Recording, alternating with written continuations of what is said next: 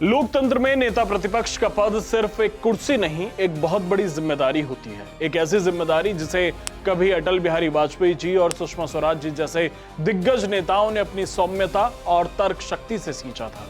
लेकिन आज 18वीं लोकसभा में यह पद अब सिर्फ बदतमीजी और अमर्यादित आचरण का अड्डा बनकर रह गया है। इस वीडियो में हम बात करेंगे राहुल गांधी की, जिन्होंने सदन के भीतर और बाहर मर्यादा की हर सीमा को लांघ दिया है। राहुल गांधी को पिछली लोकसभा में शायद लोग गंभीरता से नहीं लेते थे क्योंकि वो एक सामान्य सांसद थे, लेकिन आज वो नेता प्रतिपक्ष हैं। लेकिन अफसोस कि पद बदल गया है लेकिन व्यवहार नहीं। संसद के भीतर जिस तरह की भाषा का इस्तेमाल वो कर रहे हैं, उसने संसद और सड़क का जो फर्क है वो खत्म कर दिया है।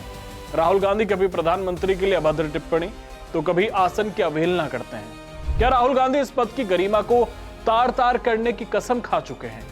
सदन में विपक्ष के नेता के पास अधिकार है कि वो सरकार की नीतियों की आलोचना करे, सत्ता पक्ष के हर कदम की समीक्षा करे, लेकिन संसद की एक मर्यादा होती है जिसमें रहकर ही नेता को अपनी बात रखनी चाहिए। वो आपकी रैली, वो आपकी पार्टी का मंच नहीं होता।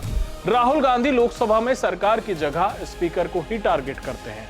उन्होंने सदन में स्पीकर से कहा कि मुझे बोलने के लिए परमिशन नहीं चाहिए। चेयरमैन सर, बैठो।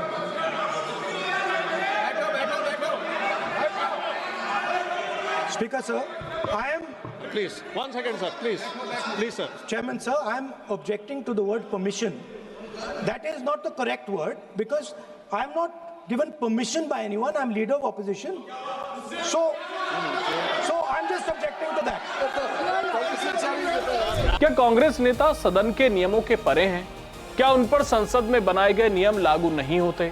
जब प्रधानमंत्री से लेकर गृह मंत्री और रक्षा मंत्री स्पीकर के तय किए गए समय के अनुसार अपनी बात रखते हैं, तो राहुल गांधी के लिए अलग नियम क्यों बनाए जाएंगे? क्या दशकों से सत्ता में रहने के आदी राहुल गांधी 12 साल बाद भी अपनी प्रिविलेज मानसिकता से बाहर नहीं आ पाए?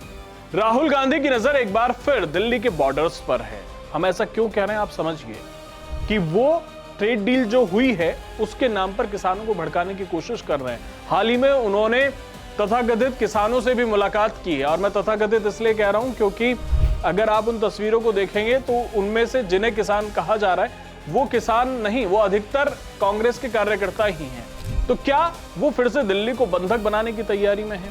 क्या वो अपनी राजनीतिक रोटी सेकने के लिए अन्नदाताओं के कंधों का इस्तेमाल कर रहे हैं? विपक्ष का काम सवाल पूछना होता है, गालियां देना या देश की छवि को वैश्विक मंच पर खराब करना नहीं।